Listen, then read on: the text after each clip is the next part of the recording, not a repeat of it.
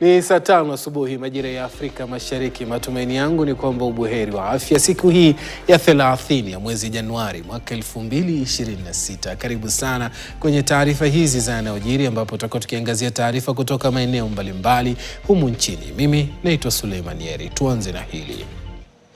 Mtoto mmoja wa miaka 5 ameaga dunia, huku watu wengine 14 wakilazwa katika hospitali ya Kimilili baada ya kula nyama ya sumu katika kijiji cha Bahai, eneo bunge la Kimilili.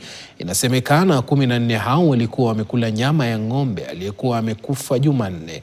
Inasemekana walianza kuumwa na tumbo, kichwa na kuharisha.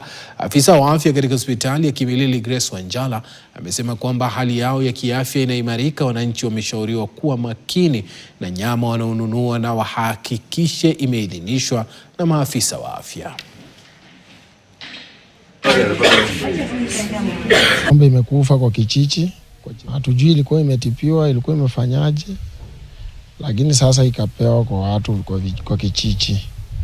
Kaanza kuiuza, wengine wakaleta hati kwangu. Sisi kama wasasi hatuko kwa boma. Watoto wakakula 6, lakini 4 wameathirika wakapa ndani. Watoto wangu venye wanafuatana tu.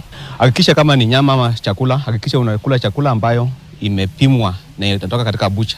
Mambo ya nyama ambayo inatembezwa ni hatari sana. Tazama, tumepoteza mtoto kwa ajili ya kula nyama ambayo amekufa. Na hiyo ng'ombe inasemekana ilikuwa mgonjwa. Alafu kuna mtu mwenye alitembea na hiyo nyama akatuuzia. Ndio tumekuwa affected hivi. Na hiyo maumivu ilianza Jumatano usiku. Tulikula kwa familia ya jumla, lakini watu wenye tuliathirika ni watu wawili, mimi na mtoto. Aliletwa amekuwa on fluids because walikuwa na diarrhea na vomiting, so tunaendelea na matibabu.